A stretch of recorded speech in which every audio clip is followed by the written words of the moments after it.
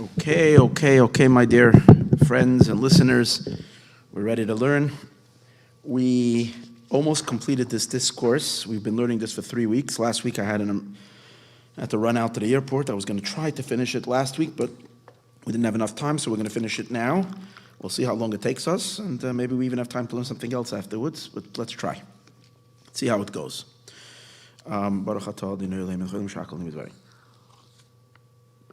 So we were learning over here, the Zohar. I hear myself on my echo here because the speakers are on. Hold it.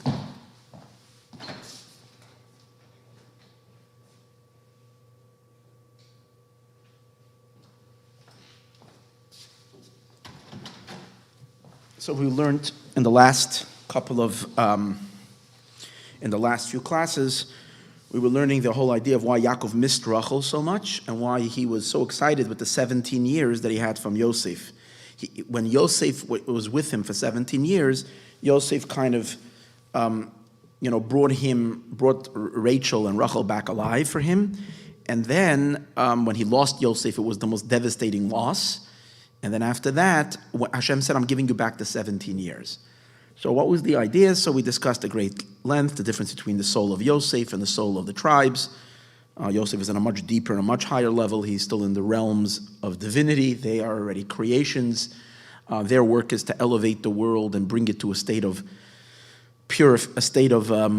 divine submission and recognition, and that's how they elevate sparks from within the separate world and bringing it to godly consciousness. But even after they complete their job, Yosef's soul, their work needs to be given a final lift by Yosef, which he carries down the divine energy to absorb whatever they are sending up. In other words, whenever we're lifting something up, the degree to how far we can lift it is only to a certain degree, and then Yosef has to come down from his lofty, exalted, godly state and lift theirs up, and that's symbolized by the sheaves all bowing down to Yosef. Their bundling of the sheaves represent their collection of the sparks of holiness of all the entities of the world, bringing it to a state of divine recognition. Yosef descending and picking it up. Then he continues to explain in the earlier part of the Mimer how what's Yaakov's entire power. Yaakov is Tiferes. Yaakov's whole work of all of his life was to create the channels in order to open up the divine to manifest in the world. And being that he represents the middle channel, the center bar, which is called Tiferes, which is one of harmony and synchronization, so he brings about that whatever is being channeled to the world should come down in a very harmonious fashion. And the point over here was, the intention is to connect all the extreme sides of existence, and at the same time also connect the up and the down, the higher and the lower. That's the whole idea of Tiferes. It serves as a bonding, as a unification, both right and left and up and down. And therefore Yaakov's entire service was, and what does it mean up and down? Up means a level that's beyond definition and beyond specifics and beyond vessels, beyond containers. It's pure energy.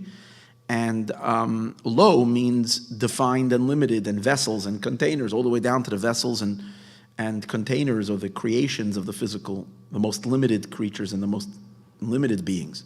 The point of Yaakov is to carry the divine down through the entire scheme of worlds and of evolving orders, all the way down to that Hashem should be able to reveal himself in the material physical world, which is Mashiach. That's going to be the state. And that's what we're all a continuation of Yaakov when we learn Torah and do mitzvahs. Yaakov is the man of Torah and the man of mitzvahs, more than Avram and Yitzchak. Yitzchak represents prayer and Avram represents kindness, but Yaakov represents Torah, and Torah is this powerful tool, an instrument to unify heaven and earth, or to unify God and the world. And therefore Yaakov can only channel things down in the realm of the divine. That means from a level of divinity that's beyond containers to a level of the divine where there are already containers, but it's still, even those containers are still part of Hashem. The ultimate objective, however, is to bring things down into the outer realm already, where creation starts, where separate entities exist, and to carry godliness over into the most external aspects of existence, which is actual to the creation, first into the more sublime levels of creation consciousness, and then all the way down to the most detached state, which is the physical, material world, which before it's enlightened, doesn't even know that God exists. That's how separate it is.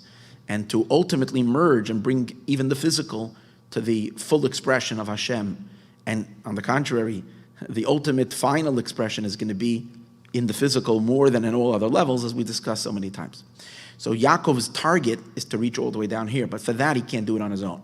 Yaakov can only bring godliness down through all the levels of the divine. He's a channeler. But now, to take it to the next step, he needs a communicator into creation. Now Rachel was the one who conserved that, because Rachel is the embodiment of Malchus.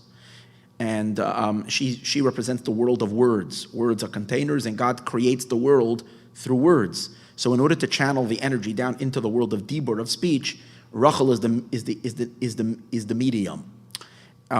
And one of her things that he enamored him about her, that she was such a perfect recipient of his light and translator of it into the creation, is because of her beauty. Her physical beauty was a reflection of her spiritual beauty. The beauty of Yaakov is the harmony, is that he's not extreme in this or in that. He encompasses every aspect of the divine and harmonizes everything in perfect unison. Everything finds its space in Yaakov.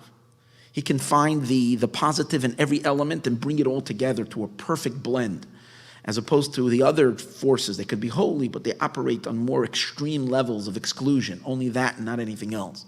And that obviously is not going to fully manifest the full divine potential. In order for the full divine potential to come through, it will only come when all of humanity is unified, the right and the left, the front and the back, a unity between all the nations, between all talents, between all races and all people and all ethnicities and everything. But everybody has to, it's not about erasing the differences, and that's the big mistake that we find in the world today.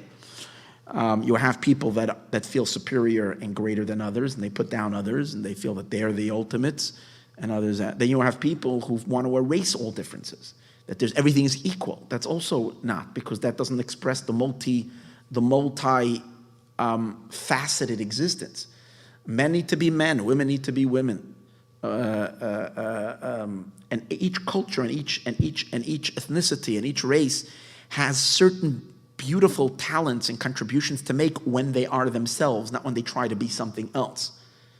Yes, we have to give everybody equality in the sense that we have to give everybody the dignity and the respect, but not that everybody does the same thing, because you're good at what you're doing. When we try to confuse people, they don't understand what exactly that's doing a disservice to themselves and to the entire world. You're robbing the world from the unique contribution, godly contribution. Every single being is a channel. We're all channels, we're all conduits for something divine. And the vessel that we have, and that means all of our personality traits and all of our talents and our physique and physical body and everything about us, everything is meant to serve as a contributing factor to the faceted and multi-dimensional universe and creation. And each one will bring out the exquisite, endless possibilities of God's infinite beauty and infinite goodness and infinite kindness with and through each and every one of us. But we all have to play our role and not try. But when people come and confuse that, then that becomes confusing. And two things. First of all, it's a tremendous disservice to everybody, because when we're missing one contribution, the whole world is incomplete. And secondly, it's a terrible disservice to that individual, because then they can't contribute what the other is meant to contribute, because it's not who they are. It's not meant to be. It's just pretentious. And for what they can do the best, they're not doing that at all, because for whatever reason, there's a certain maybe inferiority. I think it's not important. But when we highlight that everybody has its place and its thing, and your talent is unique to you, and this needs to be given to the world, and no one else can do it, so do what you're meant to give it. And only God knows why he gave everybody, why the tulip is the tulip and the jalapeno is the jalapeno. If the jalapeno is going to try to use jalapenos for beautiful flowers, they're nice, but they don't contribute that beauty like a beautiful bouquet of flowers can do. They can spice up a dish, And that brings out another beauty and another experience that's just magnificent. And even poisonous things are also utilized for certain medicinal purposes. And then they are the hero. They're the only ones who can come to the rescue and save this situation. And they are literally the hero, even though they're a dark element, which usually is not generally, displayed in everybody's, salad. We have to appreciate that. That's the idea. So Yaakov represents this incredible flow of godliness in a way that encompasses everything and expresses itself in everything. Problem is that being that Yaakov needs a publicist. Who's this publicist? Rachel. The publicist his spokesperson needs to be able to accept and receive the entirety of Yaakov's multicolored expression, multifaceted expression. Sometimes you have a student who's a student, but they don't have the broad-mindedness and the ability to be able to capture all the facets of the teacher. So they just zero in on one message, and they don't see the teacher for all of their entirety. And that was the beauty of Rachel. Yaakov is beautiful, and Rachel is beautiful. And together they make this beautiful team. And without her, he sees no purpose for his life. That's why when he goes there, we learned last week, he says, I will work for 7 years for your younger daughter Rachel. And we explained last week why Rachel will serve that purpose more than Leah. Because Leah, the older daughter, also represents the feminine world of vessels and containers, but a more sublime spiritual level of containers. The containers of thought. It's a necessary medium. You can't move from emotions and intelligence into speech without thought. You need to first break it into organized thoughts. So Leah plays a major role. That's why before Yaakov can even marry Rachel, he has to marry Leah too. It's part of the package. He marries her, which means he's channeling his energy into thought, and from the cohesive thoughts and organized thoughts, he then translates it into speech, and Rachel is the one. But the desirable one is Rachel, because she is the one who takes it to the audience. That's the point. Now, when she died, he had no purpose to live anymore. He felt that he's disconnected. He can't project the divine truths into the actual world. And it can further the whole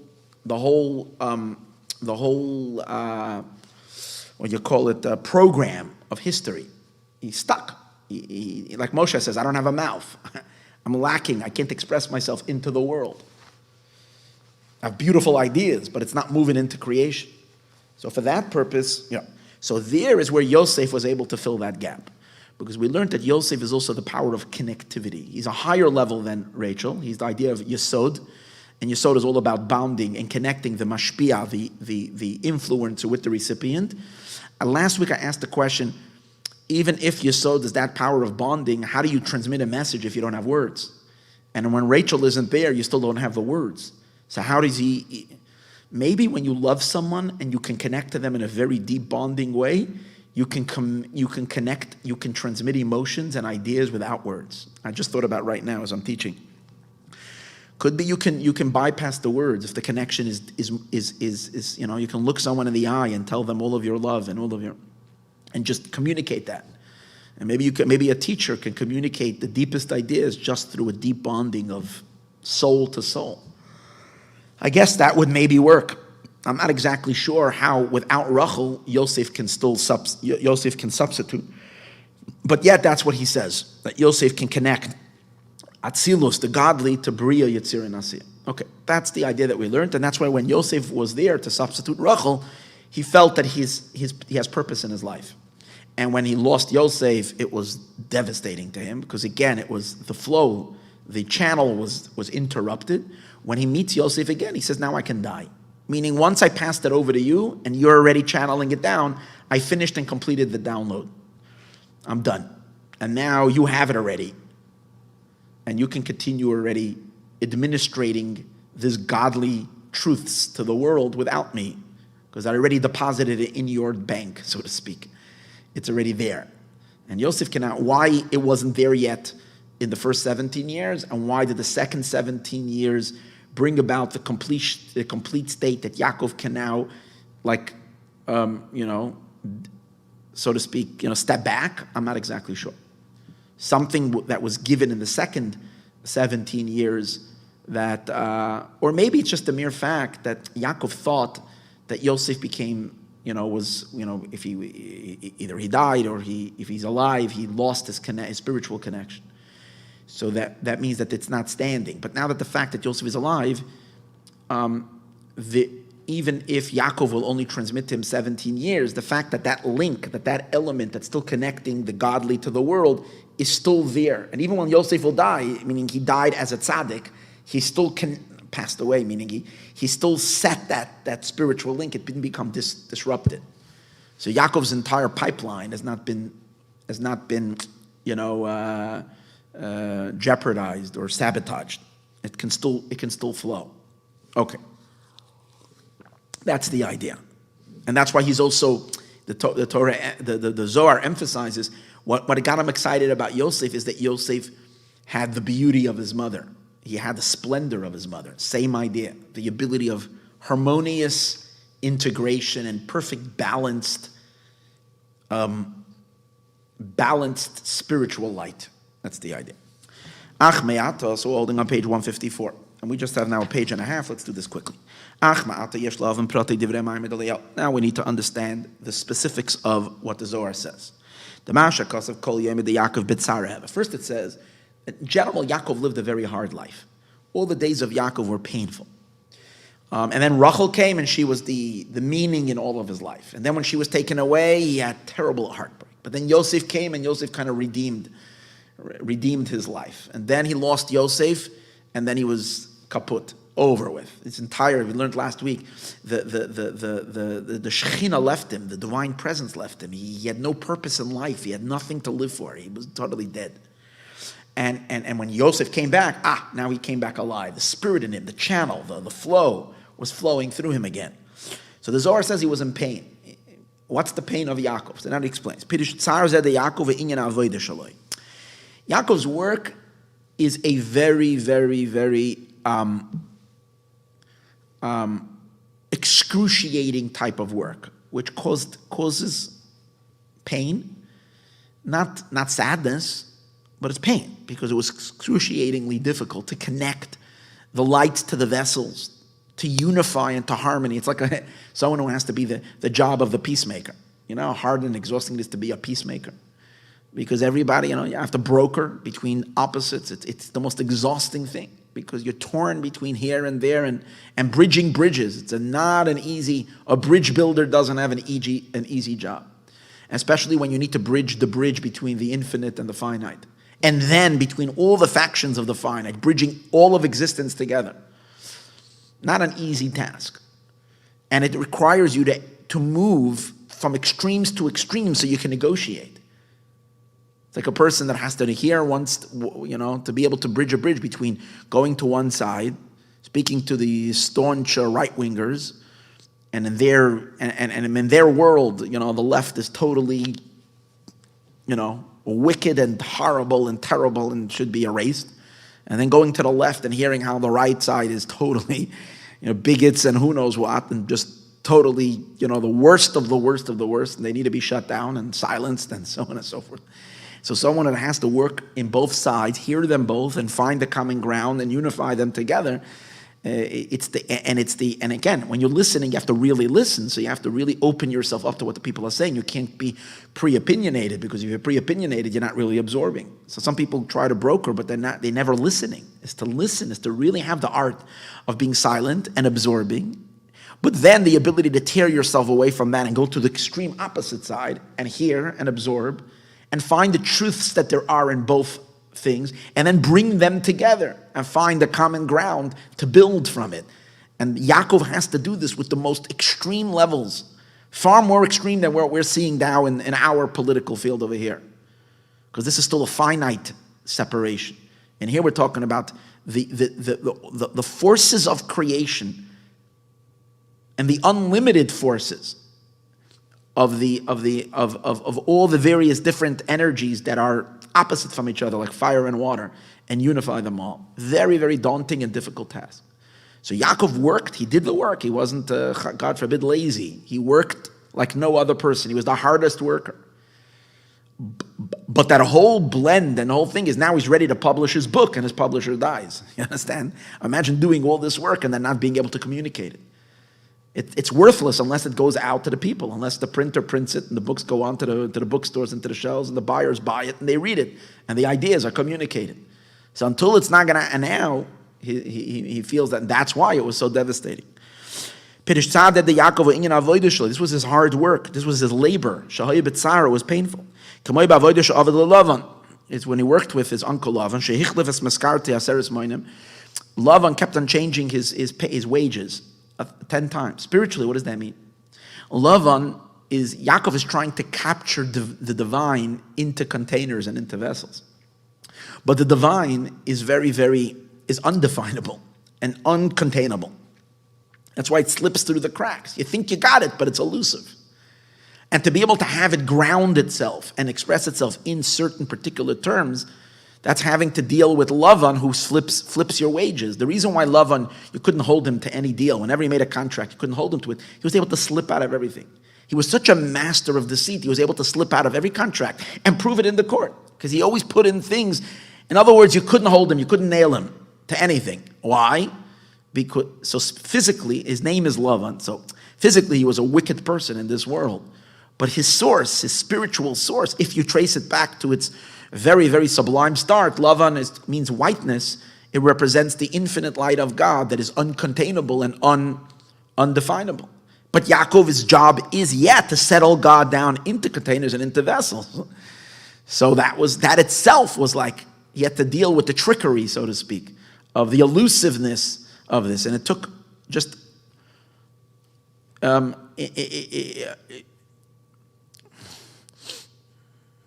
it took,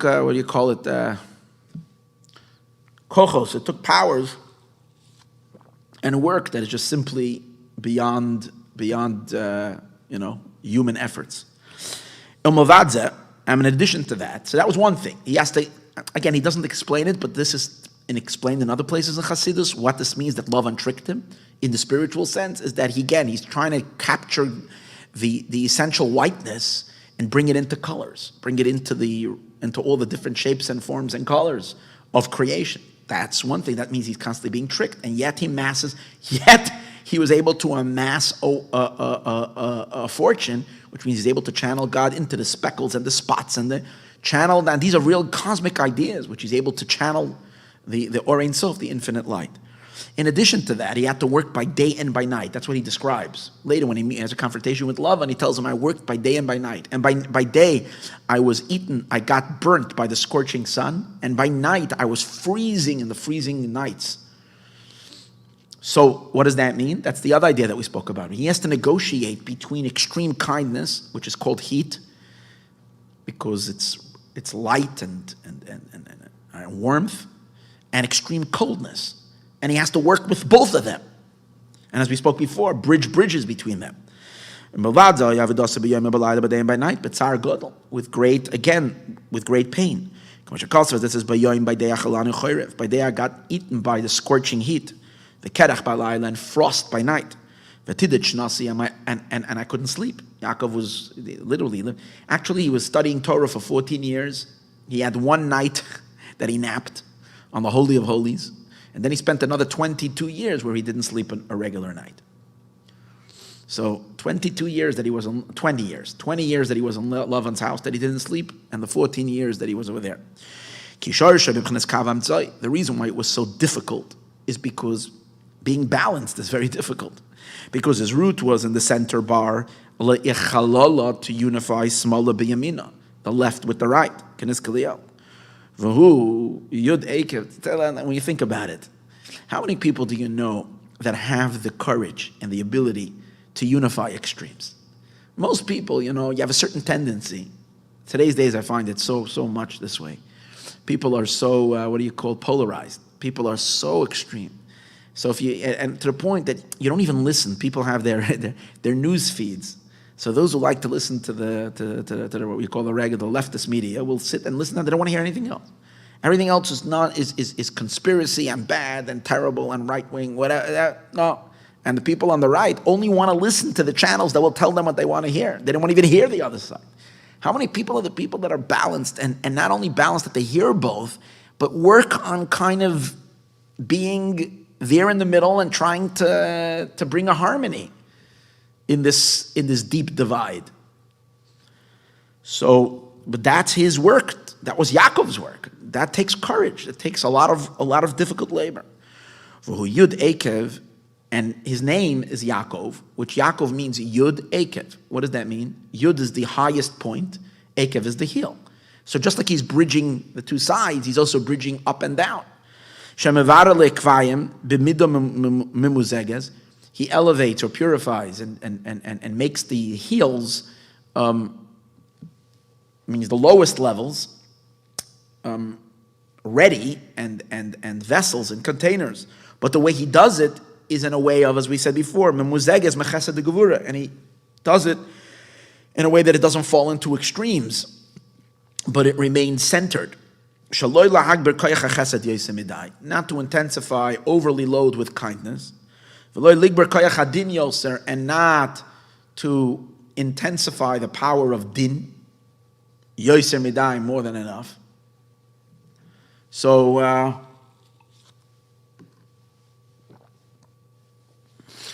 a middle. That's why he says, by day I was eaten by the scorching heat. The intense heat of the sun, where there is intensification of kindness. The kerach balayla and frost at night, where the gevura is very intense.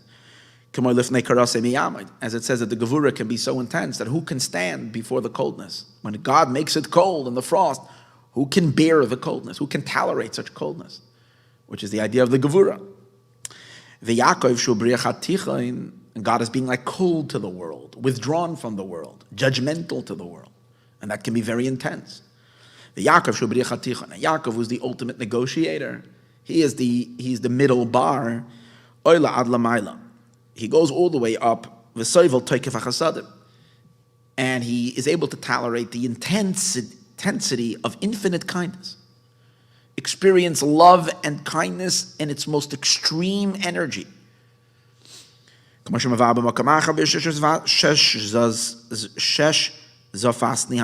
explained elsewhere regarding a pasuk in Shir Hashir when we say we are scorched by the sun, where it's explaining this being overly impacted or overly exposed to kindness. And then he descends on the other side.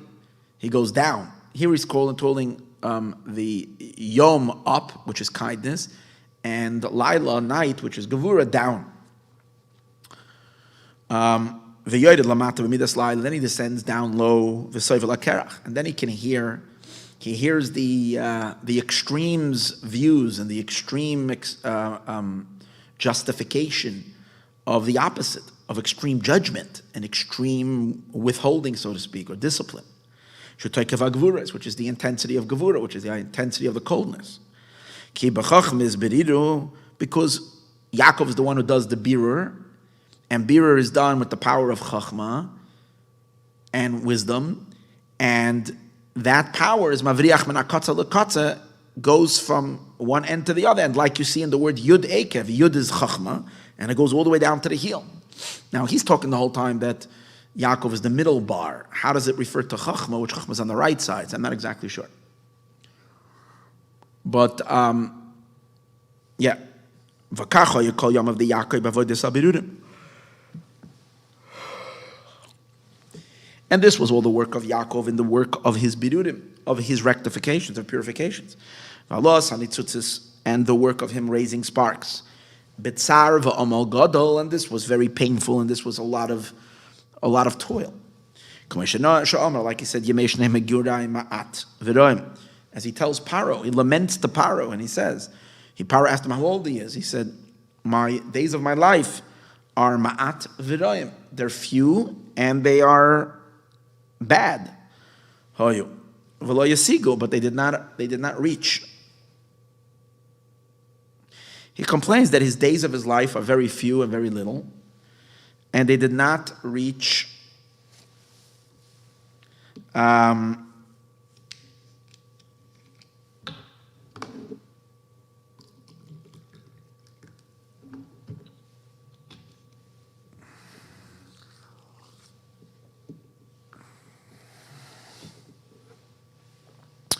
My days of my life are few, and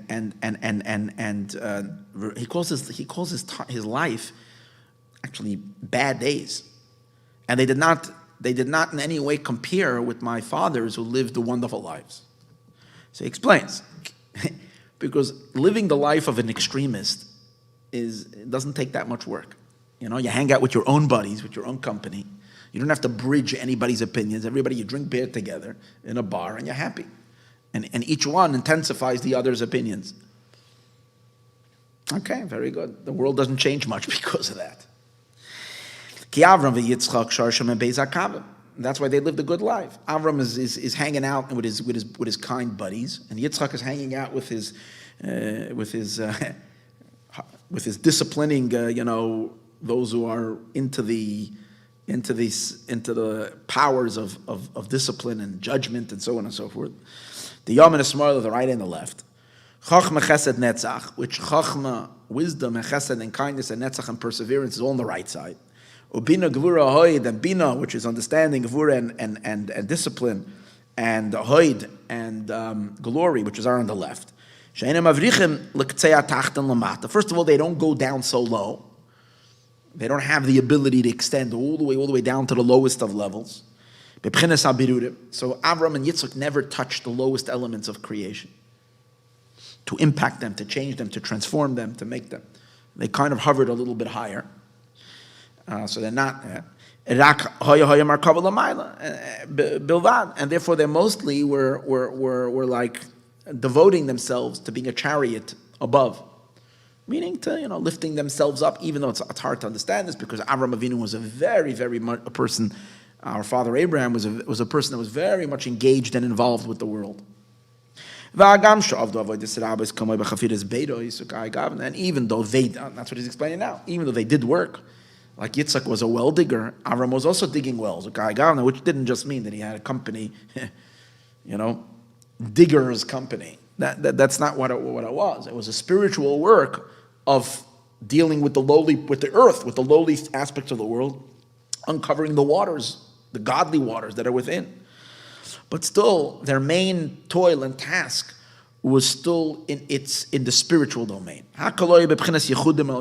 All of this was accomplishing supernal unifications in the realms of the divine, Shabatzilus Bilvad, above in the sublime worlds of Atzilus, but it wasn't being revealed literally down here in the world. Now, even though we said the same thing about Yaakov, that he was only able to create these unifications in Atzilus and he needed Rachel. Yeah, but Yaakov had Rachel, and through Rachel and through Yosef, he did channel all the way down. And Avram and Yitzchak, even though they had wives, of course, which they remained more in the higher realms of existence. They accomplished incredible things, but it didn't reach earth. It didn't reach down here. Because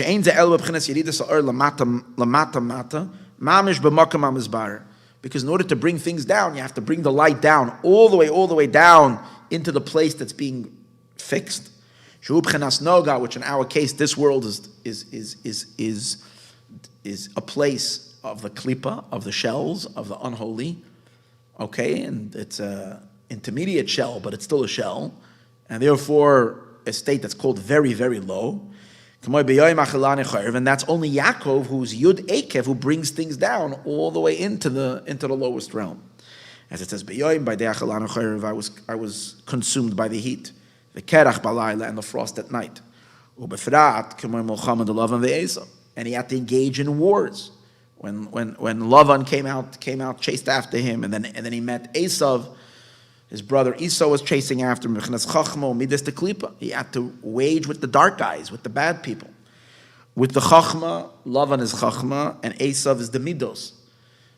Lavan is more the intelligence of the unholy, and Esav is more the emotions of the unholy. All of the Klipa.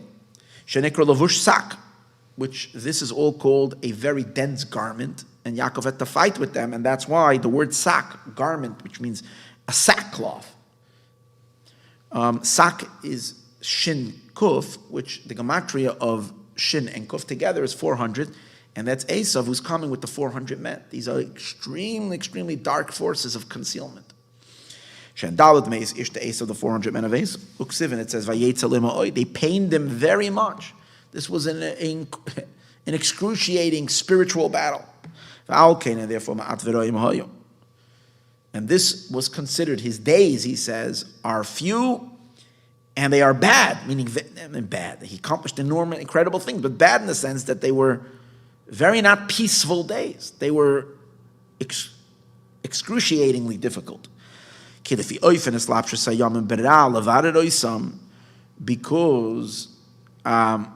why is he calling him bad? It's a strange thing to say. You say it was a life full of accomplishment. Don't call it bad.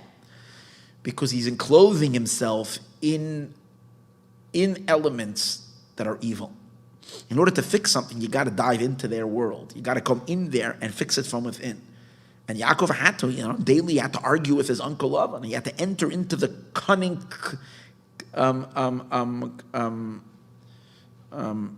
con artist's mind, and over there, win the game.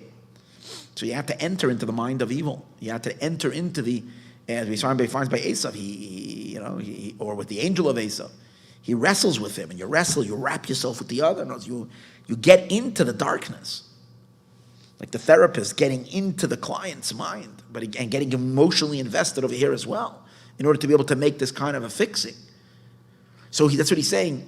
My days, in which he takes his spiritual energy, was invested in their ra'im, their bad. It was invested in very dark stuff that I needed to do. As it says in the pasuk, be careful before the bad days come. Which means these are days in which the klipa reigns. And there's another pasuk that says, why should I be afraid? This helps me a little bit, because for a second I got scared. It says, you make sure to do good things before the bad days come. And I was saying, I'm feeling a little dark the last few days. But the next pasuk kind of helps me. It says, Lama ira b'meir. Why should I be afraid? In the times that are days that seem to be dominated by klipa, why should I be afraid? Which is telling us not to be afraid. Hashem obviously is with us, and everything is going to be good. The Zohar says this idea that there are good days and bad days. In this, that it says regarding to Yosef, that Yosef had his two sons before the bad days come. And the reason why Yaakov had to get his hands so dirty, so to speak, he had to get in, is because that's his job. He's the B'riyah Chaticha, and he's charged in bringing Hashem to the lowest of places. And if the king who's dominating that territory is a gangster, you gotta deal with him. You gotta deal with the mafioso or whatever. Because he's meant to channel godliness down into the lowest territories, all the way to the heels. And who's in the heels? Esav is there. That's why idea of he's holding on. When Yaakov was already born, you see him holding on to Esav's heel. He's grabbing on with Esav's heel. Levader, to do a purification. Gamla kvayim, the Esav, even the heels of Esav, which, by the way, this is the stage where we're in right now. Edom, America, is Esav. The heels of Esav is the last final chapter of American history. Where over here we're finding the tug of war as it's intense. And this is where Yaakov has to do a tikkun, even in this place. This wasn't easy. Ish Seir, and Esav is called a man of a hairy person. Toikev hadin hakasha. The hair represents judgment, very narrow, constricted channels. And it's toikef adin, the intensity of din. That's very, very, very hard. I'm thinking about the name of the current office holder. It's similar to, it indicates this idea that he's mentioning over here. Umasha kasev ma'at. So that's explaining why. So it's the same. It's this idea of harsh, gevura and din. Umasha kasev ma'at. Why does he say ma'at? That's a description on ra'im, that he has to go into very dark crevices. But more than that, he also says my days were few. In what sense is it few? That means like this: when you go down into a constricted place, in order to bring there also a godly awareness, you have to lower your energy. On the one hand, you have to be very strong, but you have to, the message, the energy, the level of spirituality has to be toned down. Because in this low, dark place, you can only give a simple message, you can't give a very sophisticated message. So Avram and Yitzchak, who are not going down to such a low place, they're living in an expansive state of consciousness, in a very open state. And they're not in a place of, it's not bad, and it's not few, it's not small, it's big, it's expansive. But Yaakov, because he has to go into these Yemei Haroim, into the bad days, into the bad elements, into the evil crevices in the world, and over there infuse holiness, it needs to be mitigated. And that's the whole process of it. And therefore, he says that hurts the most, is that you have to, when you can't say everything, when you can't really reveal what your deepest thoughts, you have to only, you have to withhold. That takes enormous strength. It's Ezehu Gibar, who's a real mighty person, someone who can filter.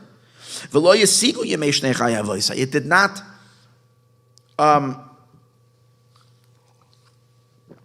I did not catch up, or I did not compare to the days of the lives of my fathers. Biyamei Megureim, in their lifetime. Ki arei chaya yavoisav lamayla, hoyagam biyamei Megureim lamata. Because his fathers, their spiritual lights were able to live with their spiritual sources, their soul spiritual, the dynamic of the neshama was able to be translated into their physical bodies down here, because when they were living a physical life, they weren't in the trenches, they weren't in very dark places. So, because he says, my life did not match my father in the days of their living. What does he mean? Days of living is your sojourn on earth, as long as your soul is in a body. So Avram and Yitzchak, even though they had these spectacular souls, but coming into a body did not compromise so much on their godliness of their souls, so they were able to live heavenly days on earth. That's the idea. They were able to live spiritual days on earth, because even when they were living on earth, they were partially in heaven. But Yaakov says, I needed to get involved with earth. So my life in my journey on earth involved complete investment of all my energies into the dark aspects of creation, in order to purify and rectify, and that's a reduction, a horrific reduction of the I don't want to say horrific, but an extreme reduction of the energy, which is very painful if you can't live your true energy and have to be so constricted. And also to deal with these things is very, very hard, difficult. Therefore, my days did not reach Yemei Shnei Megirei Oisam, to their lives. Like a segoil, Shenekuda Tachas Abeis Nekudos. If you take a look, Yaakov is Teferes, and Teferes is the third sphera, and therefore it's represented by the symbol of the vowel of a segol. We have in Hebrew, we have the letters, and then the way you pronounce a letter, instead of putting sometimes an extra letter there, like, A or E and the I, that make it, change the pronunciation, O, in Hebrew, you put a marker on the bottom. These are the nekudot, whether it's a kametz, whether it's a patach, or whatever the letters are. So segol is 3 dots, and the segol represents the top right side. The dot is chesed. The left side is Gevura, which is Yitzchak, and Yaakov is Teferes, is lower than them. That means that the life of a Teferes being is not such high voltage. It's not such a sublime level. He says, I can't catch up with them. I used to see my father and my grandfather make a Seder. I used to see the experiences that they had, and I feel that I don't have the same spiritual capacity. I'm not in that same. And yet, who's the one chosen from all of them? Yaakov, even though he does not have that intense love, or can't experience the expansiveness of his father and his grandfather. So more enjoyable and more, what's it called again? A greater experience. There's no way he can compare with them, but more fitting the intention of what God wants? Yeah, Yaakov. That's why in the letter Segel, which Yaakov is the third one over here, there is the time when the bottom one is beneath the two dots, and then sometimes the Segel turns over and it's called a Segulta, and then the bottom of the triangle, the bottom dot, rises on top of the other two, and that's after we complete our mission. And then Yaakov, as we know, is the greatest of all the forefathers. So, but the segel, unless it's flipped because God is flipping it, but essentially, if the bottom dot rises, the two dots on top will also rise. So the bottom will never catch up to the top, because the higher it goes, the higher the two dots over it will go. So he'll never meet them. But this is only as explaining with the lower segel. But with the upper segel, as we said before, the segel turns over. The one nekuda on the bottom is higher than the others. And that's why we say that Yaakov is the one that's chosen more than others. God has chosen Jacob, Yaakov. Yisrael, the Jewish people, Yisrael again is Yaakov, that's his second name. Lizgulaso, to be his segula. And over here, Segulaso is the upper segel, where it rises on top. Segel Elyon, the higher segel. After we're done, you're right. During the work, those that are doing the laborious thing, it involves a certain sacrifice on one's spiritual. If you engage the world and want to impact the world, it's a sacrifice on your own growth. But eventually it pays off, because that's what God wants more than anything else. If you're disengaging because you want to protect yourself, or because you want to have higher experiences and more enjoyable experiences, it's wonderful, it's good. And you'll have a very nice life. But it's not in the fulfillment of what the ultimate... Now, let's not, God forbid, take away. Yaakov was only able to be third. He needed to be preceded by two people who laid the foundations of whatever they did, opened up the two side channels. But after they did theirs, Yaakov is the one who completes it all. So then, after the bir, ola l'katzeya elyon. Then he goes up higher than to the upper point, she'ein beis hakavim magin l'sham, where the other two channels can't even come there. They'll never reach him. Just like he can't reach them during his lifetime, they can't reach him after the completion of it all. Vu elyon aleim is far above them. Shu b'chinas keser, because then he rises up to keser, chachma and bina, and they are chachma and bina. B'zeh she'amar bacha loika, that Hashem has chosen, and this is the meaning of what it says. All the days of Jacob, of Yaakov, b'tzara heavy, he was in pain. And the main painful experience is to be able to work with, as we said before, all the opposites. Bishinuyim, to constantly be able to adapt to your environment. And when you're in one environment, this is what you say. And in another environment, this is what you say. Some type people are like, they're like bulldozers. Wherever they are, they have to say their opinion, and that's the way it is. And where they know they're totally not effective, they just have to say their opinion. That's not a communicator, and that's not a Yaakov element. It's to realize where the recipient is, and to say, not that you're uncomfortable with your opinions, not that you're uncomfortable with what you believe in, but you consider the fact that you want to leave impact, and therefore, sometimes you can only give half-truths. Meaning you can't give it all over, because you're just going to cause an explosion by the recipient. And that takes self-sacrifice, because you're not concerned about you giving your message or you being right. You're concerned about the ultimate objective goal. And that's the ability to swing from extreme right to extreme left to extreme back to the right, to be able to be that moderator. Very, very, very difficult. By day I'm eaten but consumed by heat. Tachlis achoim, the epitome of heat. The kerach balayla, and frost at night. Tachlis akriris, the ultimate of coldness. Kibchinas teferes, because teferes kol beis afechim includes two opposites amenagdim that clash with each other. Min hakatza lekatza, from one extreme to the other extreme. Alkem sevlam yachad, that's why you can tolerate them both.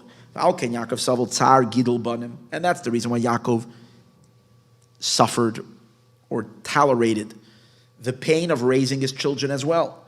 Shanah Shvatim. See, Yaakov, the Avram they had pain. They had one. Each of them had one tzaddik and one righteous and one wicked. Yaakov, all his children were tzaddikim, but everybody was a rebbe unto his own. Everybody started his own congregation. And everybody had the truth of Judaism. Right? Everybody wore a different hat. This one wore a shtreimel, and the other one with the other kind of shtreimel, the high shtreimel. The other one wore the Sephardic turban. The other one wore a straw hat because he was modern Judaism. Each one was a rebbe on his own, meaning it was opened up shop on his own. And Yaakov had to be the father to all of them and to include them all. Like the Jewish people are splintered into so many different facets. So many different. This was the yeshivish, one of the Shvatim, and Yaakov, that's very difficult to be able to relate to each one in their world, connect and inspire, and bring each one what they need. This is very, very opposite. Yet it says that all the tribes rise up higher to a state of unification. That's because they have a father Yaakov who can harmonize them all. Into a state of unity. Like they said to him, just like you have one, they said to him, we all have oneness, which means we're all merging together despite the fact that we're different. So now the Zohar continues, but when he looked at Yosef, and he gazed at him, he felt completed in his soul. It's as if he saw the mother of Yosef. So now he explains, what does this mean? What does the Zohar mean when it says he was completed in his soul? He felt very wholesome. Because the main perfection and completion of the one that's meant to be the mashpia, the influencer, is when it actually comes to revelation, when it comes to expression. And that's what Yosef is the one. As we said earlier, Yosef is that power to attach itself, like to bring the lofty godly teachings to the actual recipient, to the creations. And that's why we say that the offspring of Yaakov is Yosef, because it's all about, it has to get out, it has to channel. And that's what gave him satisfaction and completion. When he saw Yosef. And the main reason is not only because he's the element of Yesod, which is connectivity, and the Zohar emphasizes, it's not just that he has a power to connect, but that he's Yosef is just magnificently beautiful. The beauty of Yosef represented again his ability to channel and to bring the full Yaakov, all the facets of Yaakov, not just one extreme element of Yaakov. Is that his beauty, his appearances was similar to his mother's. And that's why he felt completed in himself, like he is watching and looking at the mother of Yosef. It's that same shleimus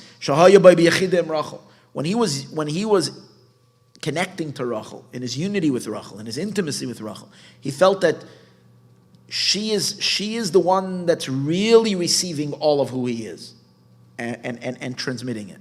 With Yosef, he felt the same thing. Because her beauty, which means her ability to receive his entirety, is what caused him to have a shleimus, a completion in his soul. Because the reason why she was so beautiful, because she was perfectly integrated. The chesed and gevura, of kindness and gevura, b'pchenas makabel mamish, in a level of a student, in a level of a recipient. And just like by him, this perfect symmetric and synchronization, his kalalus b'pchenas etzam hashpa, he has it in his hashpa, in his transmission. She has the ability to receive that. Kenes Galiel. It is known. It is also known that the completion of the influencer is when the recipient receives it. It's not about just being a teacher. You need students. Teacher is great, but you need to have a student who receives. However, even this connection, that Yosef b'chenes Yesod, that Yosef is Yesod. V'gamu b'chor le'imoi, he is the first to his mother. He's the eldest to his mother. Sheyesh b'koyach imoi. Usually a b'chor, always the firstborn. Why did God this week, Parshas Bo, we read about God killing the firstborn of Egypt? Because they're the strength of Egypt. They're the power of Egypt. Why are they the power of Egypt? Because they're the firstborn. The firstborn has the main potency of the father. Like Yaakov actually says that to Reuven also. You have my main power, yet you messed it up. He says to Reuven, because Reuven was an extremist. He got angry, he rushed. But then Yosef was also the firstborn. Yosef is the firstborn to Rachel. So he had the main power of his mother, which is this harmony. Behelim, the koyach is gabrus, and sheyesh koyach imay behelim in a concealed state. The koyach is gabrus achasadim, the aviv boy begilu yoser. Now, he says Yosef has his mother's power, but he's obviously a child, has both input from the father and the mother. Yaakov's influence on Yosef is even more than Rachel's influence on Yosef and Rachel's. The difference is that Yaakov is chesed. In general, male and female, female is gevura, and male is kindness. And in Yosef, who's Yesod, in that chemistry of the build of Yesod, even though it has within it both chesed and gevura, the chesed element, the impetus of giving, is stronger than its restraining. It needs to restrain. Without restraint, it can't give. But what overpowers is the yeah over the no. Kiyadu, as it is known, the Yosef, as it is known from simply in his life, that his father's power is stronger than his mother's power, is the fact that he lived for the greater part of his life an orphan from his mom, but not an orphan from his father. That means his father's influence continues, his mother's influence was interrupted. Of course, she planted seeds in him, so it was there, but it wasn't on a continuous day-to-day basis. So you see that the power of Yosef is more influenced by father than by mother. That means by kindness more than gevura. But he wasn't an orphan from his father. Because the powers of Chachma, of Yesod, of the Yesod element of Chachma, extends and illuminates into the Yesod of the Zeir Anpin, but the Yesod of Bina, the elements of Bina, which is his mother, which is the feminine side, does not reach to the Yesod of the Zeir Anpin. It reaches only to Netzach and Hod. That's a Kabbalistic concept, and I don't remember the explanation right now. But that's what it says. So Va'al came Betziruv Beizatamim. But he has both reasons. What does he have? Dafke Katchamal Yosef Istakoba. Number one, he looked at Yosef and he's been Istakel Bey, and he looked at him. Ishtalim Benafshi, he felt very completed because Yosef again has this harmony in him.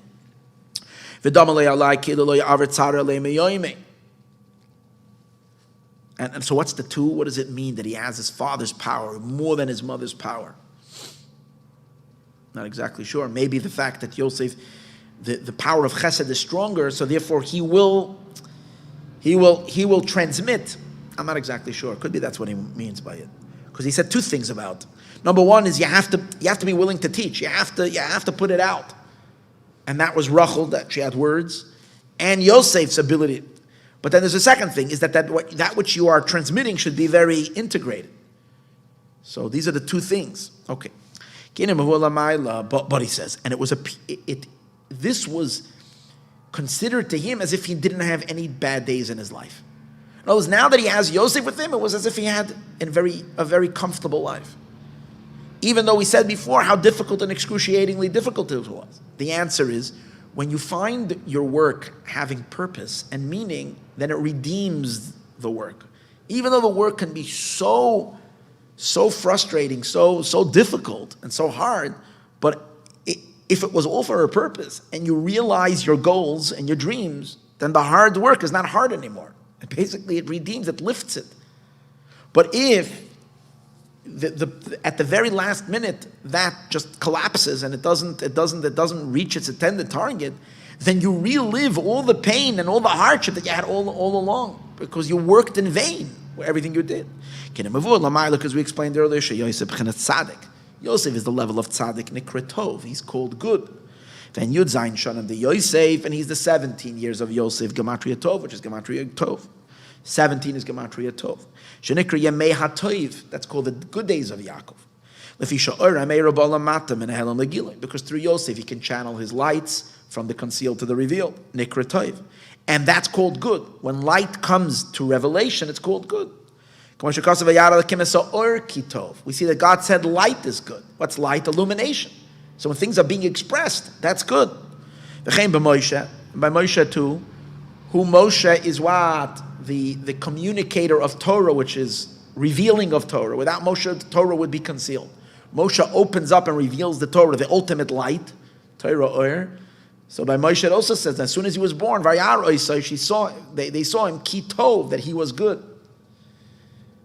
Could be in spiritual quality, there were other tzaddikim who were as great as Moshe. But they're not called good. Definitely not when they were a little baby, that they should be called by the Torah good. And the answer is, so many great tzaddikim whose incredible service to God is unmatched, but they did not illuminate, they did not bring their light into the world. They didn't shine the light. It was their private affair. Moshe Rabbeinu brought the light down, brought godliness, channeled the godliness into the world through the Torah. That's called Tov, that's good. And Yosef, who's Yesod, not of the Yesod Abba, Moshe Rabbeinu is the Yesod of the level of Chachma. Yosef is the Yesod of the level of Ze'er Anpin, of the 6 emotions, but he's still the Yesod, and the Yesod is the bonding and the transmission. And in those 17 years that he had Yosef, Yaakov was able to recalibrate and redefine all of his difficult years. So basically, as we said earlier, it redeemed all the pain and hardship that he had. Suddenly became so enjoyable. It had a different. You could talk to Yaakov and say, "How was life?" At that time, he would have said, "Unbelievable! I had the most beautiful life." Why? Because it was meaningful. Which he was able to work all the bitzar, which at the time was very difficult. It involved all the compromising of his light, like we spoke earlier. It's a descent. The concealment that involves in coming down into the Akev, into the heel, until you can penetrate the heels of Esav. But then what happened? In those 17 years, it all went from pain to joy. Mitzar l'simcha. Like it's literally good. Like what? Like we find that when things get, when you have suddenly an explosion of goodness in your life, it can make you forget the hard times. Sometimes you have rich people that are, not necessarily that every rich person is in a good state, in a healthy state, in a happy state, but let's say it does. So you have people who work like crazy, they'll tell you in the beginning it was like so hard, and then, but they don't see that as bad. They see that as an incredible good, because those were the rungs to success. And you feel, you drop that, you don't have the pain in your psyche anymore. So too, Yaakov Avinu was able to forget all the pain of the concealment of the godly light through the good, the tzaddik elyon of the supernal tzaddik, which is the Yosef of Yosef, because in him and through him, nigla kol toiv chesed, all the good and all the kindness is revealed in the incredible revelation of light below. By the way, coming up to Yud Shvat, Yud Shvat is the yahrzeit of the Friediger Rebbe. His name is Yosef, and the Rebbe always connects him to Yosef HaTzadik. The previous Rebbe brought this same quality, all the lights of godliness. He reveals it down in the world, in the lower world. He brought Hasidus to America. He is the one who brings us all the writings and all the treasures of sub-stories of the private stories of the Rabbeim, of Hasidus. He's the incredible power of communicator, of light in the world. This is the same idea. This is the power of Tov, of good. Like it says, Ki kol da'achid b'shmaya, that the power of kol, which is Yesod, connects heaven and earth. And the fact that he's able to bring down godly revelation without diminishing it. That's the power. Last week we learned that's where Yosef is even greater than Rachel, than Rachel. Malchus, when it's delivering God, when it's putting words and putting lights into containers, into words, the moment you put something into words, it's already weaker than without words. if I can communicate an idea, if I can beam an idea directly, let's say a thought, an emotion, a concept in my mind, if I can beam it into your head as it is without words, you would get it much sharper than once I put it into words. Because putting it into words, the words kind of like diminish it a little bit. And then you have to extrapolate it in your own head.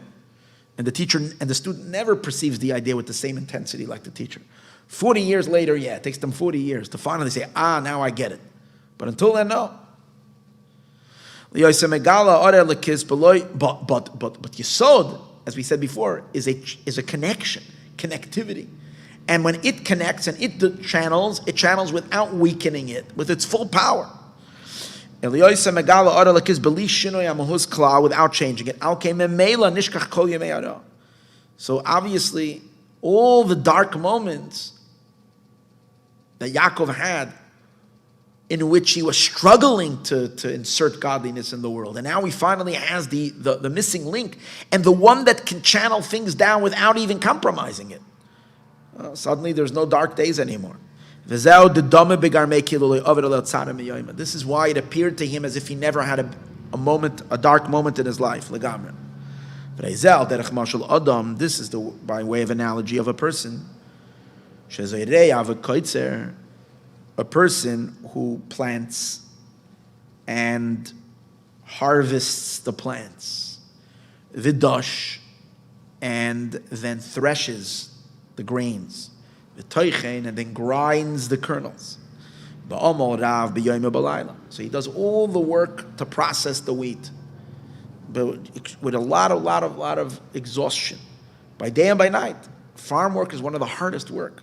He doesn't sleep. He's up every day, 4 a.m, goes out to the field, he's already working, comes out, till it becomes, sometimes he's so disgusted with his life because he needs a vacation, and it's just too difficult. That's called pain. It's called, sometimes he's wondering why in the world he wants to sell his farm and move to Hawaii and sit on the beach. But that's until when?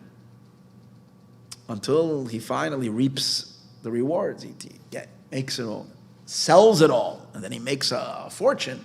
It was worth it. But then when he gathers together this huge fortune, tvuas, of grain, after he finished already all the processing, which was so hard, suddenly he feels terrific, he's so happy, it's as if he never had a bad day, life is beautiful. As if he never had anything difficult in his life. Or you find that the same is also in business dealings. Of people doing business.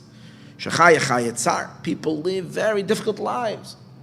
Up till 3 a.m, back and forth and running and traveling and going and making and doing and risking, and then having heart palpitations when you almost lose a fortune of money, and so all the emotional draining that goes on in business. And the worry, maybe you're going to lose everything. Shepizer that you squander. But when it's successful and you make an enormous amount of money, then he forgets all the pain because it's so good.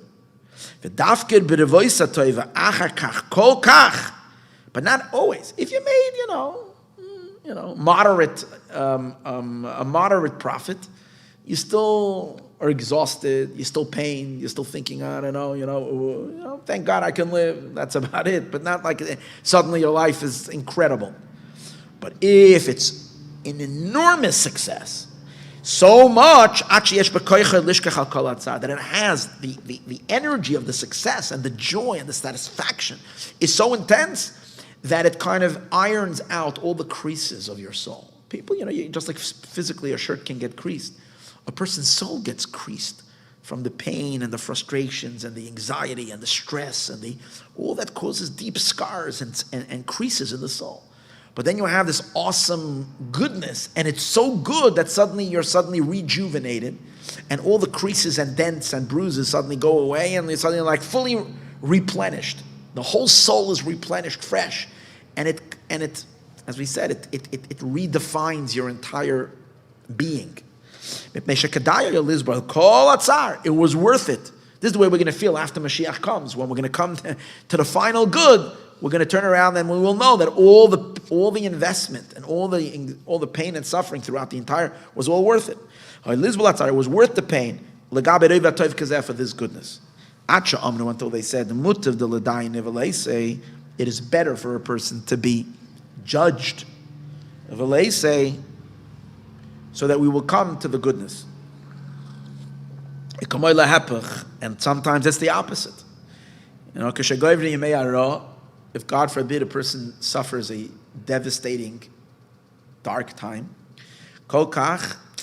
sadly that can happen as well. That the bad days can overwhelm a person's life. A person can have a good life, and then suddenly, in the end, they go through something very, very difficult, and it basically knocks the wind out of all the beautiful times that they had. And the bad days wipe away the memory of the good time and redefines your life as a bad life. Until you forget that you ever had a good life. Like you find that by the hunger, the days of famine, the seven cows, the skinny cows, the emaciated cows ate the robust cows, but after they ate them, you couldn't tell that they ever had a good lunch. So this is the idea that when the terrible days will come, it will so overwhelm that it's as if you never had people will forget that it was once so good. 7 days that were so intense that you forgot that you ever had the good days. Like the dream of Pare with the skinny cows. They swallowed the good ones, they weren't known as all. But let's focus on the good. The days of good can be so intense. We turned over to page 156. We don't know any bad. And this was the idea of the 17 years that he had with Yosef. Talking about the first 17 years. But because it was so good, Yaakov evaluated, or he felt by him, it appeared to him, you spoke to Yaakov during those 17 years, you would get the highest, most positive, most joyful report. But when Yosef left him, the Zohar continues, suddenly it was reversed. And again, now he's feeling every bump on the road, and every difficulty. Loi shalvoisi, or loi shaloisi, I didn't have one peaceful moment. V'loi shakatati, I didn't have any tranquility. V'yavei roiges, when the anger came, when the wrath came. The da kashaleli Yaakov, because this was more difficult to Yaakov, makoma da overbe, everything that passed over him. Because everything that transpired over Yaakov when he was with Lavan.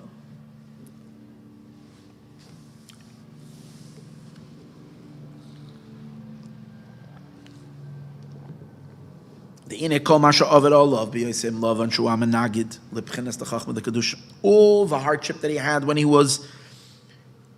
he had his confrontations, when he was working, while he was, it was a very long period of time. It was 20 years that he was in the house of Lavan, who Lavan is the intelligence of the unholy. And he has to basically imagine being 20 years in a constant debate. Debating the other side. As it says, Arami, the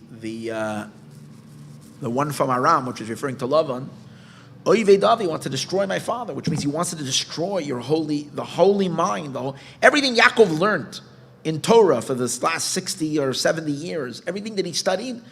Lavan was such an apostate. He was such a klippa, and he was a smart guy. He was a genius. Was trying to destroy all that entire holy intelligence, and that means father. Father is called intelligence. It's the two fathers clashing with each other. And then when he had to fight, how painful it was when he had to endure that confrontation with the angel of Esav. That's got Esav, all the bloodthirst of Esav, which later transpired over 2,000 years of the bloodthirsty mob that expressed itself in all the different forms. It was all embottled in that angel, and Yaakov had to experience all that emotional brutality. When Imsar Shal Esav, when a man wrestled with him. Midos the klipa. These are the midos of the klipa. The confrontation between the holy emotions, Yaakov is the holy emotions, and the confrontation with the impure emotion. It's in the angel of Esav. And he injured him. He managed to get him, as it says, he dislodged his thigh. But all of this did not match up as difficult and as hard, like when Yosef was ripped away from him. The Zohar says this was more hurtful to him. It caused him more pain than all of them. Why? I guess this will take us back to, what's his name, Viktor Frankl's book, that a person can survive Auschwitz, a person can survive the worst of the worst if you have meaning in your existence. But if you have zero, but if you take someone's meaning away, that's the most devastating blow you can give someone. When you have no meaning in what you're enduring. And Yaakov at this point, everything, okay, it was hard, it was difficult, but there was meaning to it. Yosef was he had a channel. But when that was taken away from him, and he was left without meaning in his life, for whatever he did, suddenly all that he had was just the memories of all the pain and the hardship. It suddenly came weighing down on him like, 100,000 pounds of pressure that was sitting on him and breaking his soul. And he had to sit like that for 22 years. All the good was taken away from him. Because the communication channel to bring everything to the reveal, which is called good. I'm silent, I can't talk. I'm bemuted, mitoy from good. When you can't speak good, when you can't give over the psura of the geula, of the redemption, and all this silencing is the most painful thing. When the good is, the connection is taken away. And here's the thing: when good is not being channeled, when tov is not being channeled, so the other side becomes very, very, very, very intense. Because where there is a yesod and there is a channeling of godliness, they run into their caves. They go running for the hills. But when that communication is not flowing, so there's a withdrawal, they come in and they basically just, grab the power of everything. Because the tzaddik is gone, because the tzaddik is the foundation of the world. So when Yosef was taken away from him, Yesod was ripped away from Tiferes. So Tiferes is lacking, it's, as we spoke earlier, its connectivity to lower. V'nimka b'galus, he was sold into captivity. Ka'aveda she'enes mizbakeshes, like a lost object that's not being searched for. Because Yaakov had no clue where to search for him. Because they sold for money, they sold the tzaddik, the evyoin, ba'aver na'alim, and a destitute person, they sold him for shoes.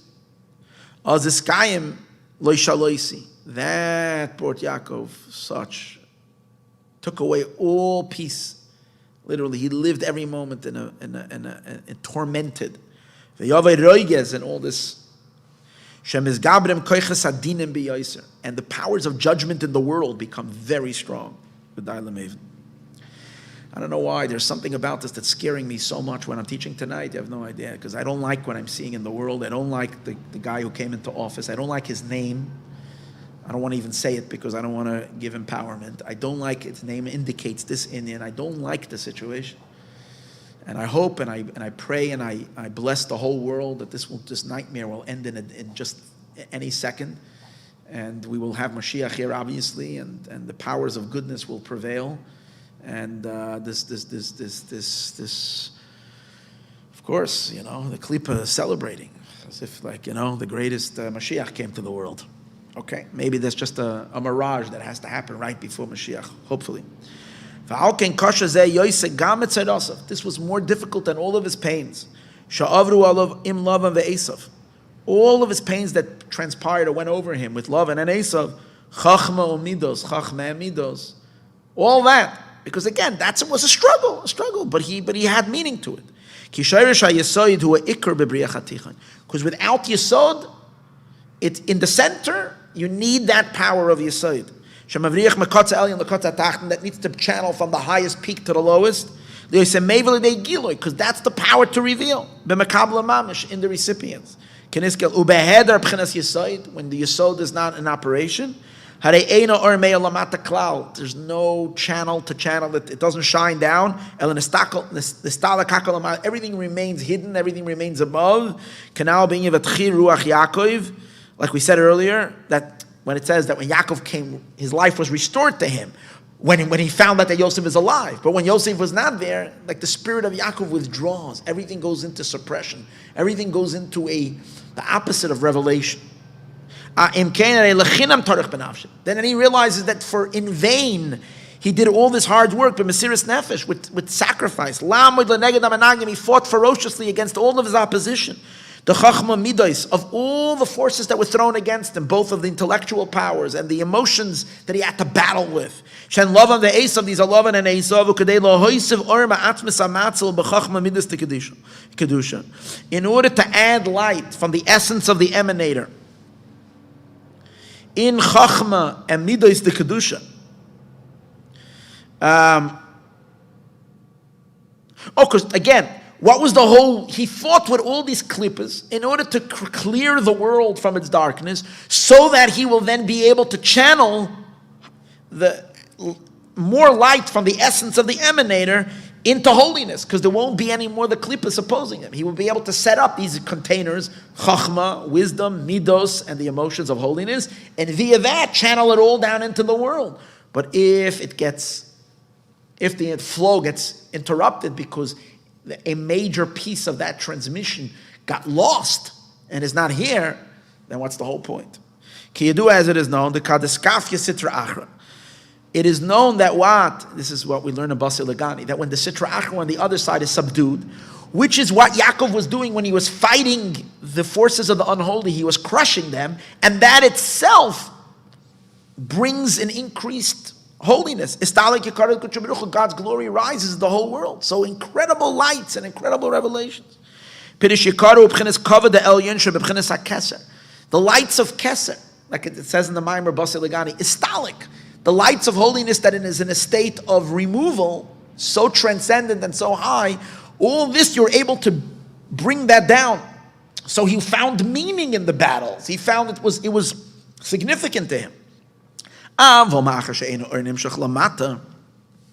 if the lights are not going down, because there isn't a yesod element, the yesod of holiness is not functioning, so there's no one to bring it from its concealed state into its connection to the world. It's not called light, because it's not communicated below. It's not called good, because good is only, as we said before, when the light illuminates, it's good. Why is light called good? Is only because it illuminates. Light that gets blocked and stays only in its source is not called good. If the sunlight stays inside the sun and not illuminating outward, it's not called good. So if Yaakov has all this illumination taking place in him, but he can't express it into the world, fartik, but when it's not there, when it's not shining, I'm silent, Kevin, doimim, like a stone. So then, now lamti, if I'm silent and I can't express, dumia, then I become like a stone. I have no energy, he says. Without light and without chayes kal kasher echshesi mitoiv, because I was silenced from good, from yesod. Tov is yesod. When I don't have yosef, echshesi, I've been silenced. Uke'evi nekar. And my pain, I don't know what the word nechar means, but it's like, I guess, my pain has become so much worse. Because there is an intensification of the powers of din, of judgment. Hakashim, the horrible dinim, the yanikas achitzonim, of the powers of the chitzonim. Because when Yosef is there, they're running. But when there's no Yosef and there's no hamshacha lamata, then the klippas they take power. Kedusha they take from. But again, when Kedusha has a powerful stand, they can't come close. But when Kedusha is very weak, because it doesn't have communication skills, so something is coming through, but it gets immediately usurped by the forces of unholiness. Cleave to Hashem, it says, or trust in God and do good. And the Zohar explains this idea. V'kach ach toiv li Yisrael. V'chein avaksha toiv, I'm seeking good. Im yegalcha tov, if tov is there, if it will bring the Geula. Shebchinas ha-yesod shenikra toiv, because Yesod, that's called tov, hu amamtik kol gevuras kashes. That's what sweetens all the harsh judgments. Umah shekasav lo shaloisi. And what does he say? Yaakov says, it's a pasuk, it says, lo shaloisi, I don't have any peace. Ki Yesod nikra shalom. Because Yesod is called shalom, v'shalva, and tranquility. K'mo shekasav v'yadaita, and you will know, ki shalom oyalecha, that your tent is in peace. Now, tent is referring to the wife, and shalom is the connection between the husband and the wife, which is through Yesod. And by mincha of Shabbos, we say, Yaakov ubanov yanuchu boy, Yaakov and his children will rest on Shabbos. Menuchas shalom v'shalva v'hashket. A menucha, a resting of peace, tranquility, and quietness. Yaakov wanted to sit in peace. Because he had already overcome all of his hardships. Through Yosef at Tzaddik, he can communicate it all. What does he mean that he's bringing that? That's why we say it on Shabbos by Mincha. First of all, we know that Shabbos Mincha is shaykh to Yosef. Yosef passed away Shabbos by Mincha. It's also Yaakov's time because it's Mincha, because it's Shabbos afternoon is Mishal Shuddah's time, is Yaakov's time. We know the three phases of Shabbos. But then he was hit by the pain of Yosef, that Yosef was taken away. In the end, the opposite happened. His whole power of communication was suddenly collapsed. And how the Zohar continues. Now Yosef was 17 years old when he departed from him. Every day Yaakov wept.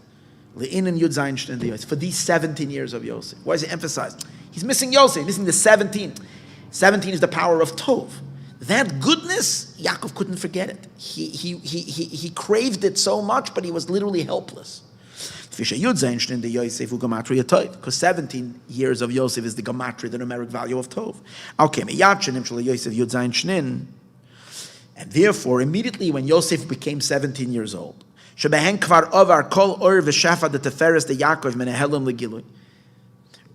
took the first 17 of Yosef. Now Yaakov completely downloaded to Yosef all the light and all the hashpa, all the influence of Teferes, of Yaakov, Menehelim, from the concealed legili to revelation, b'makablim, into the recipients, because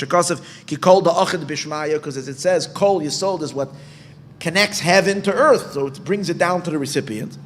B'Rosh Tevis, the Esa Shamayim, the Esa Aretz. We said it's the Rosh Tevis of Esa Shamayim, the Esa Aretz is Es is Aleph, Hashamayim is Hey, the Es is Vav, Haaretz is Hey. So it's Aleph, Hey, Vav, Hey, which is one of God's name, and it's Gematria 17. So that's the power to bring things down from heaven to earth. Meyad nispared Yosef imenu. So then once Yaakov already did bring everything to revelation. As soon as he completed 17, it was a certain completion of it. Yosef, however, was ripped away from him. V'nimkar, and he was sold beside Golus. It's the idea of the exile of the tzaddik. V'yoshev bebeis hasoyer b'Mitzrayim, and he sat in prison in Egypt. K'moshakos of inoi bekevel ragloi, they tortured his feet with chains. They chained him down, his feet. Imras Hashem tzrafsuhu. The word of God was purifying him, exactly. Ach Hashem ayem Yosef HaTzadik. But even though Yosef was abducted and taken away from him, God was with Yosef. Unknown to Yaakov, Yosef had enormous success. Whether he was at the house of Potiphar, he immediately rose to become the man in charge of the whole estate. Hashem was with Yosef. And then when he was cast into prison, the same thing. He rose immediately to the top position. Over there, God also gave him enormous success. And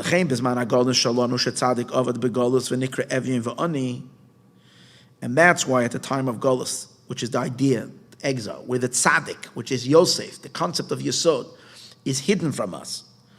But yet it says that the poor man,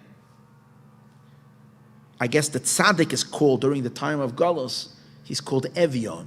He's called the destitute and poor. But it says Ze Ani Kara, that the Ani, even while he's in destitute, he calls out and God will be with him. And Hashem helps him and saves him from all his tzaras.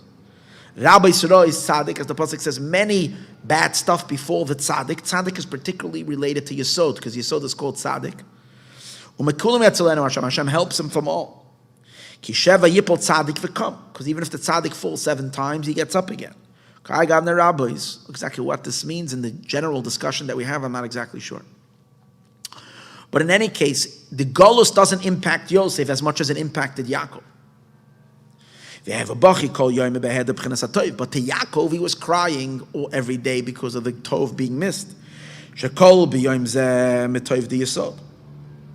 Because he's lacking. The Tov of Yesod is lacking in his days, and that's why every day he was crying for the lack of Yesod.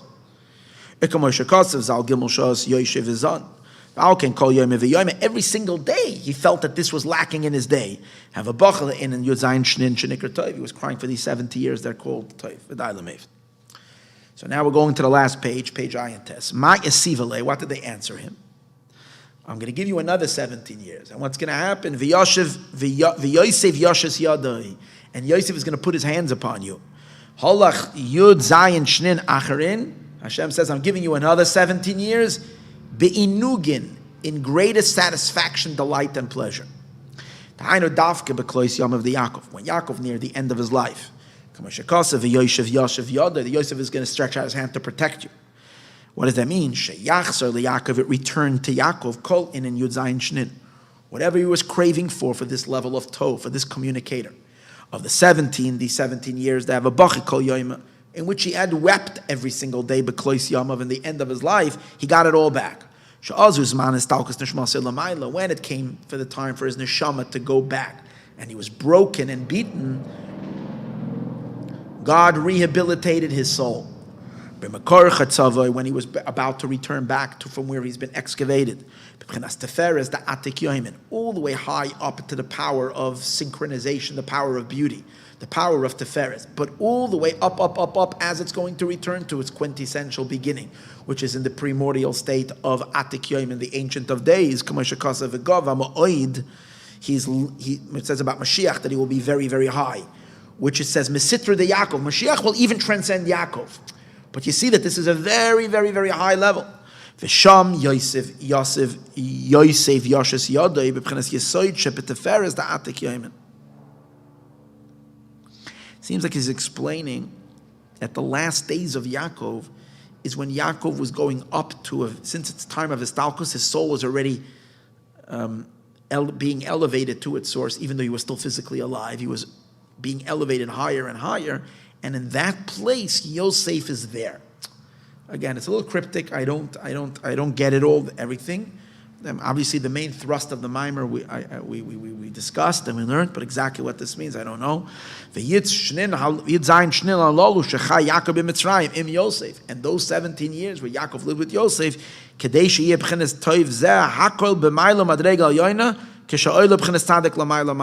in order that the Tov should be on its highest level when Yaakov goes back up to his very high state. Again, as we said, it seems to be the idea that Yaakov should not return his soul to the Maker and to his highest place when he is, God forbid, shattered and broken. This is the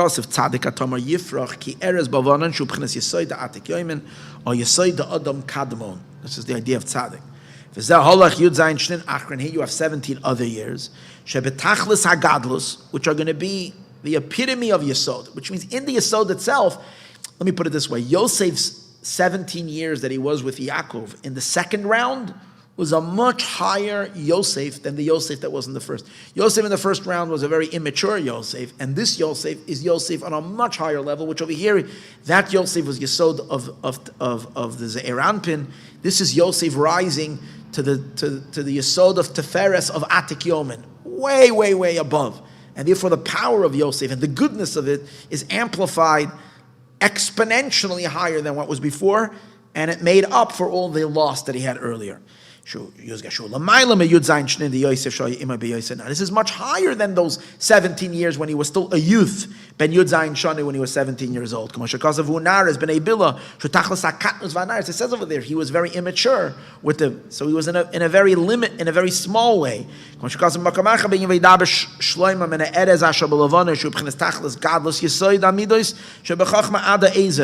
by Shlomo Melech when it speaks about his enormous wisdom, it says that Shlomo HaMelech was able to speak to all plants, and he knew the language of everything, from the high cedar trees all the way down to the tiny little hyssop grass. So it's explained spiritually what that means. The big tamar trees, the big erez trees they're both referring to Yesod, but Yesod, when Yesod is in its most elevated state, and Yesod, when Yesod is already, or when Yesod shrinks and is in a state of katnos, or the opposite. The Azov, the little hyssop, is initially when it's very small, and then when it grows to very, very big. It's very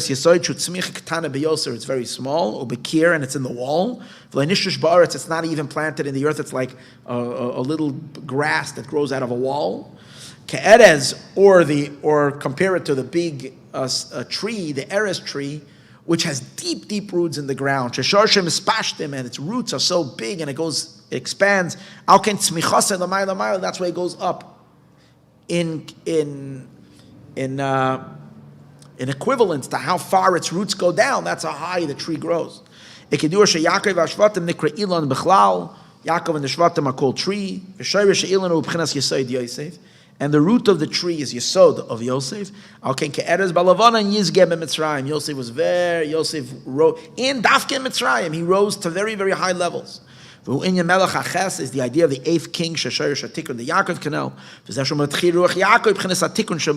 Yaakov was resurrected. He came back to life.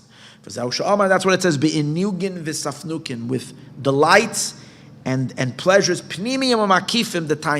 Two levels of pleasure. One is internal levels, internalization of pleasure, and the other one is encompassing powers of pleasure.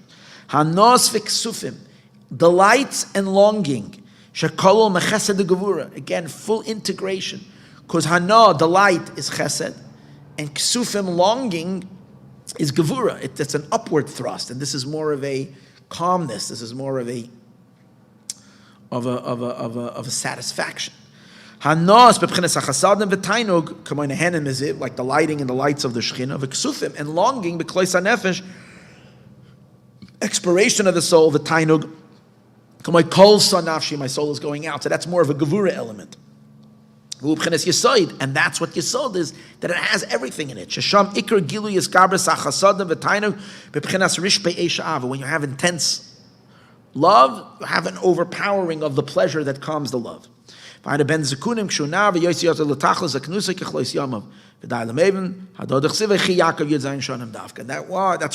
Yaakov came to life 17 years. Tana, we learned called in and shnin, all those years. Shchinta yakare, the precious Shechina, the Kodesh Baruch Hu imei, the Kodesh Baruch Hu was with him. Ishtakcha, God was with him. But Shchinta ubchenas malchus. Shechina is malchus shenem alachvoidi berasiv, and ikra yakare, the Kodesh Baruch Hu, it's called the glory of Hashem. Because we said before, Yakar is referring to Keser, but Keser connects to Malchus. He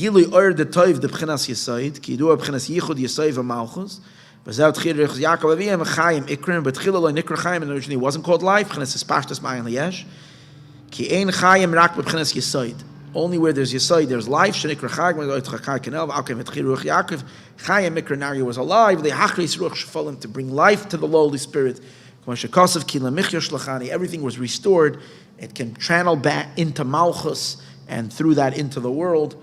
I know I didn't explain a lot of these last concepts over here. It seems like the Alter Rebbe, right at the end, gives a deep, a major concentration of some potent ideas, and regretfully, I didn't prepare this. Only when I looked it over 2 weeks ago, and had I sat and really worked on this, maybe I would have been able to give you more explanation. But I was getting a little, I wanted to move on already and learn something else, Be'ezrat Hashem. So now that we've completed this mimer, which is an awesome mimer, Mazel Tov, spent 4 weeks on it, and Be'ezrat Hashem, I'm going to be out of town next week. Next 2 weeks I'm going to be out of town. But I hope next week, the second week, no, because I have a wedding in New York, but next week, I'm going to be out of town, but I hope if I have good Wi-Fi, I hope to give the class from wherever I am. Okay. Everyone, be well. We should have Mashiach. Let's not chas v'shalom lose hope or faith. Whatever is going on is just a blink before the greatest light. And it might even be part of the light. Just, it's too bright, so it appears to us as a lot of darkness happening. But we will overcome this. And not only that, we're without a shadow there. Look at an amazing thing. The helicopter was sitting over here and making me crazy this last 10 minutes, or by 1:15, the last 45 minutes, I had this helicopter buzzing in my head. Now that we finished the class, he's done. He went away. Okay. L'chaim, everyone. Be well. Thank you for joining. And we'll be back with much more. Remember to join us. We're having 2 amazing Farbrengens for Yud Shvat. One of them by my son-in-law on Saturday night, Motzei Shabbos, starting at 8 o'clock, Rabbi Mendel Zirkin. And the next one, Sunday night at 7:30, I'll be doing. Be'ezrat Hashem. Tune in, my Farbrengen will be at 7:30. Sunday night, we'll be talking about Yud Shvat. Please share it with your friends. Let's get a lot of people. It's a virtual Farbrengen on YouTube and on Facebook. And hopefully by then we'll be in Yerushalayim. Take care.